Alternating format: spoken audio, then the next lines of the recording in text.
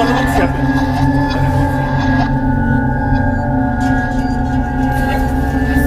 দুলাভাই ভাগেন।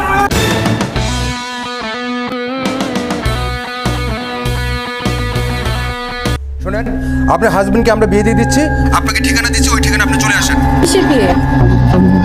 প্ল্যানিং ছিল, আপনার কারণে জিতু পালিয়েছে। কি বলেন আমার প্ল্যানিং? কেন আমার কেন প্ল্যানিং থাকবে? আমি কিছু জানি না রে ভাই। এখন আপনি মানসিকভাবে প্রস্তুতি নেন, আমার বোনের সাথে আপনার বিয়ে হবে। জাহিদ, কি হয়েছে? তুমি কাকে বিয়ে করতেছো? আমি কেন বিয়ে করতে কথা শুনি? আপনার হাজবেন্ড আমার চাকরিতে ভুল করছে। আমি তো কি করছে? বুঝতেছি না কি করছে একটা ভদ্রলোকের বাসায়। হ্যাঁ, এই যে রান্নাটা করার কথা। আপনার হাজবেন্ড আমার বোনের যে ক্ষতি হয়েছে সেটা ক্ষতিপূরণ হিসেবে 3 লাখ টাকা আমাকে দিয়ে যাবে। হ্যাঁ, আমাদের তো একটা সামাজিক মর্যাদা আছে। আমার বোনটাকে বিয়ে দিব কোথায়? আপনার শালা যে অঘটন ঘটাইছে, আমার বোনটাকে তো বিয়ে দিতে হবে। আর আপনাদের একটা শিক্ষা হওয়া উচিত। অর্থনৈতিক কষ্ট দিলাম যেন একটু শিক্ষা হয়।